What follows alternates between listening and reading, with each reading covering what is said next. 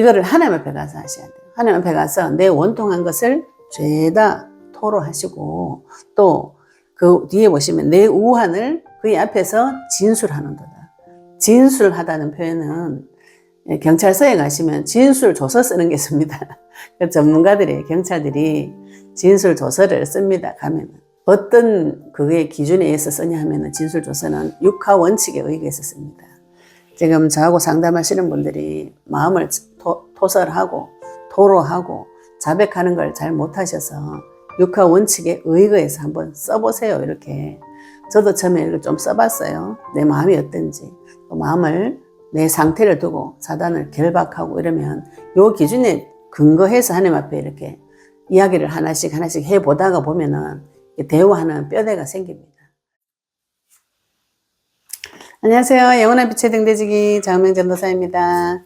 네, 오늘은 하나님 앞에 내 마음을 어떻게 쏟아 놓을 것인지 그 부분에 대해서 말씀을 좀 나눠보도록 하겠습니다. 시편 142편 2절에 보시면 내가 내 원통함을 그의 앞에 토로하며 내 우한을 그의 앞에 진술하는도다. 저희들 치유 세미나를 통해서 우리 많은 성도님들이 내 마음과 생각을 찾으셨어요. 오시는 분들이. 저하고 상담하면서 많은 분들이 내 마음이 어떤지 모르시는 분들, 여자분들이 굉장히 많이 있어요. 내 마음이 어떠세요? 이렇게 제가 질문을 합니다. 권사님, 집사님 생각은 어떠세요? 저 사람이 잘못했어요. 저 사람이 나한테 나쁜 짓을 했어요. 저 사람이 나빠요.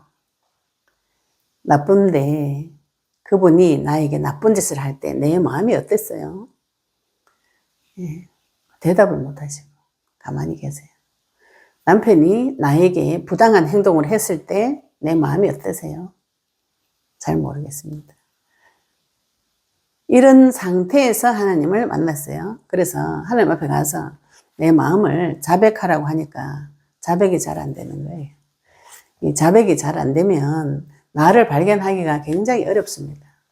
다른 사람을 미워하고 원망하는 그 마음을 하나님 앞에 가서 자백을 하시고 토설을 하셔야 되는데 이게 잘 안 돼요. 오늘 말씀 보시면 시편 142편 2절에 내가 내 원통함을 그의 앞에 토로하며 이랬어요. 내 마음에 모든 사람은 마음에 원통함이 다 있습니다. 우한이 각자 다 있어요. 저 집은 그냥 아무 우한이 없는 것 같아요. 저 사람은 참 행복해 보여요. 그건 내 생각이죠. 그 사람은 자기 우한을 감추려고 굉장히 밝은 척하고 다른 사람하고 잘 지냅니다. 모든 사람에게는 마음의 원통함이 다 숨겨져 있어요.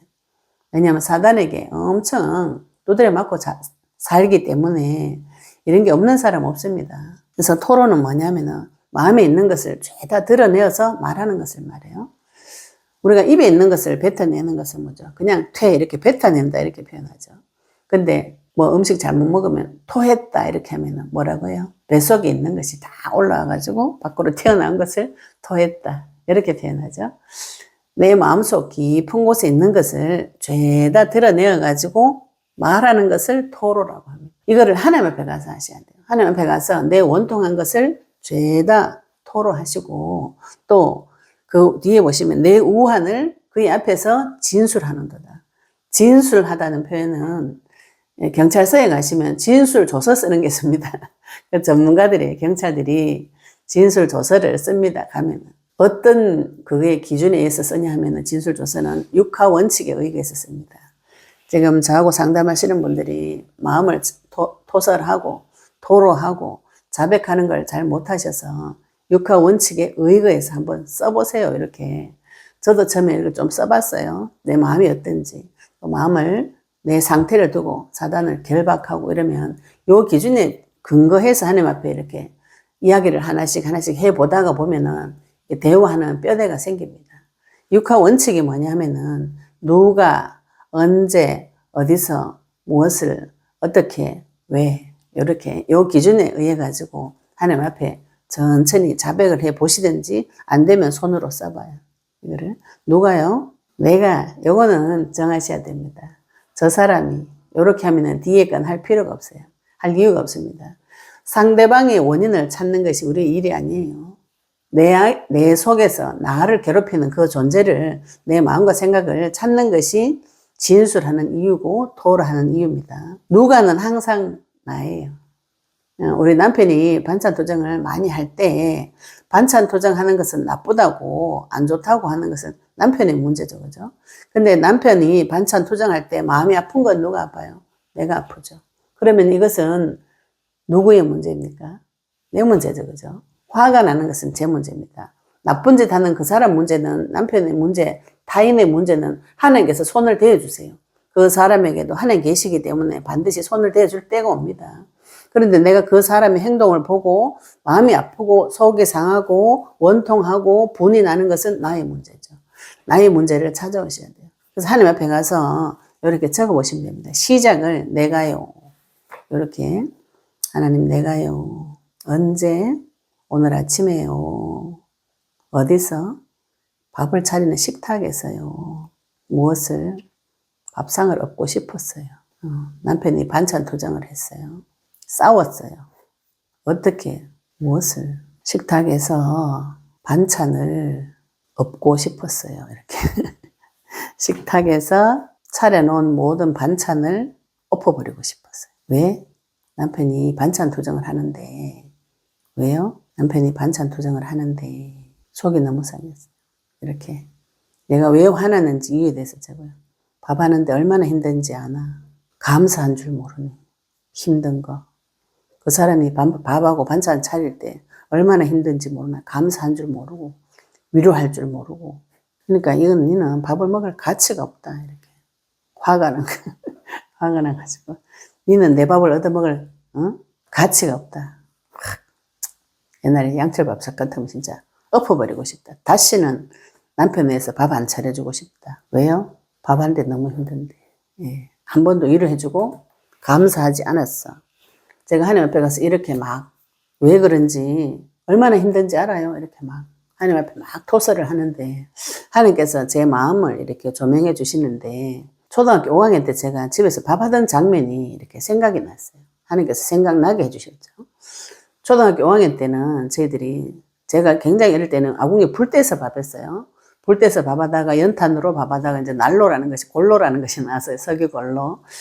그러다가 엄마가 불 떼서 하고 연탄불에 하는 밥하는 거 보다가 이제 골로에 밥하는 거 좀 쉬워 보였어요. 그래서 엄마한테 제가 밥 한다고 했는데 엄마가 또 저한테 밥을 하라고 시키고 그래서 밥을 하는데 골로에 쌀을 씻어가지고 엄마 하는 것처럼 앉혀놨는데 제 생각에는 어린 생각에 그 쌀이 다 씻어가지고 저절로 하얀 밥이 되는 줄 알았죠. 불만 켜놓으면. 그래서 불을 켜놨는데 그 밥이 노랗게 되니 나중에 새카매 돼가 다 타버리는 거예요. 타버려가지고 어떻게 할 줄 몰라가 밥을 내려놨더니 우리 엄마가 와서 밥을 새로 했어요.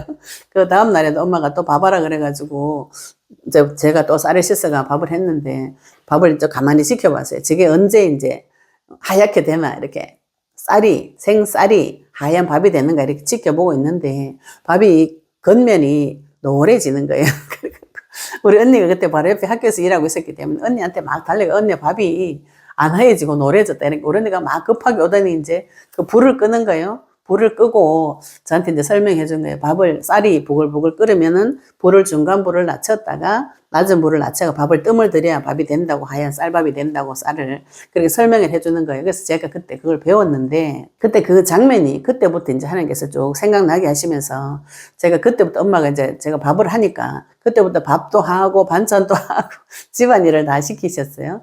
그럼 중학교 때부터는 방학 때는 제가 집에서 밥하고 반찬하고 청소하고 빨래하고 이걸 다 합니다. 다 하면 그때는 엄마가 시키니까 하는 것인데 이제 계속 하는 제가 힘들었던 그 과정들이 이렇게 쭉 생각이 나면서 그때 제가 굉장히 힘들고 마음의 상처를 받았다는 것을 힘들었다는 것을 하나님께 쭉 생각나게 하시면서 제가 그걸 해결하려고 다른 가치관을 또 만든 거예요. 이렇게 힘드니까 밥하는 게 힘드니까 먹는 사람은 감사해야 돼. 그리고 이 수고에 대해서 위로해 줘야 돼. 내가 위로받고 싶었거든요. 그 마음과 생각을 하나님께서 쭉 다 들춰내 주시면서 제가 어릴 때 받았던 그 상처로 인해서 남편에게 사랑과 위로를 받고 싶었던, 감사함을 받고 싶었던, 그 위로를 받고 싶었던 제 마음을 이렇게 쭉 다 생각나게 하시면서 저의 가치관, 생각을 쭉 나게 하시면서 또 우리 남편은 그런 거 해줄 수 없는 사람, 어릴 때부터 아파서 입이 좀 짧고 예민해요. 그런데 저하고 참 안 맞는 부분이죠. 그죠? 이걸 다 생각나게 하시면서 제가 나를 위로해 줄 수 없는 사람에게 가서 위로를 바라고 사랑을 바랐구나. 이걸 하나님께서 깨닫게 해주셨어요. 그 모든 것을 하나님께서 이렇게 조명을 해주시면서 저한테 깨닫게 해주실 때에 제가 마음이 무슨 생각이 들었냐면은 누가 제일 불쌍한가요? 내가 제일 불쌍하죠.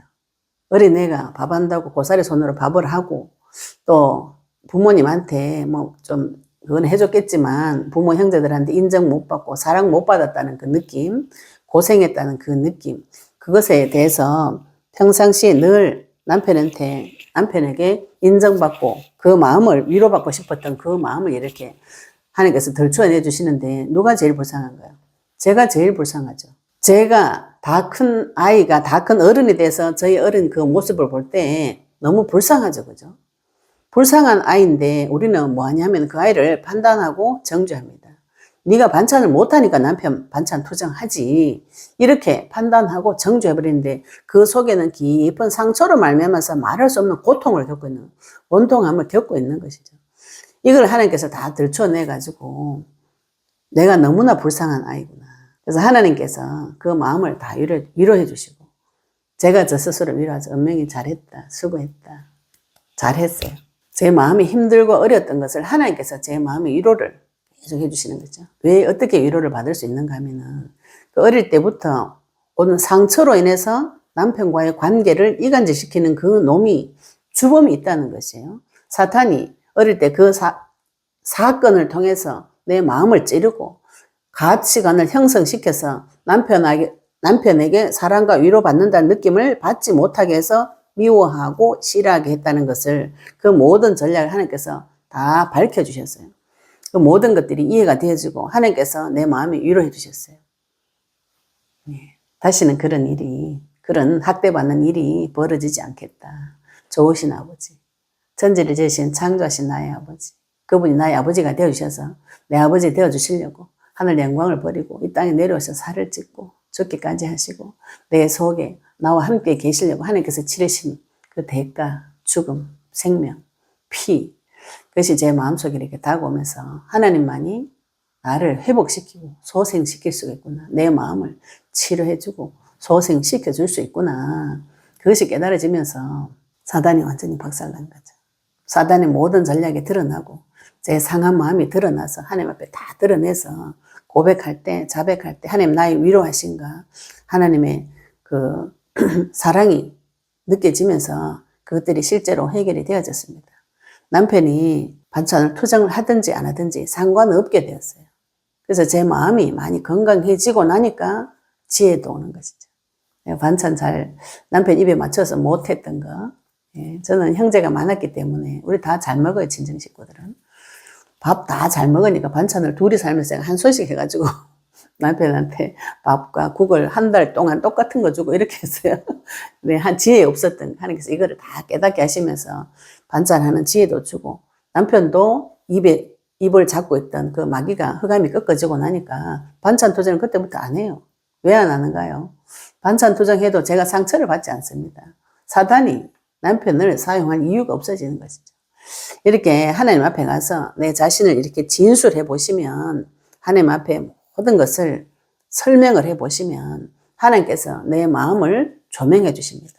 이걸 받아오셔야 돼요. 이런 응답을 받아오셔야 내 마음속에 이런 상처가 한두 개가 아닙니다.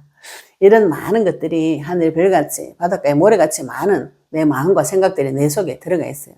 이거를 그리스도의 빛을 비추어서 많은 나의 상처가 화살이 되고 칼이 될 때까지 하나님 앞에 응답을 끝까지 받으셔야 됩니다. 영적인 부분만 괜찮아지고 육신적인 거는 고생해도 된다. 이 이상한 생각입니다. 영혼육이 완전히 치유될 때까지 언약의 말씀 붙잡으시고 그리스도 그분이 나에게 실제가 되어지시기를 예수 이름으로 축복합니다. 감사합니다.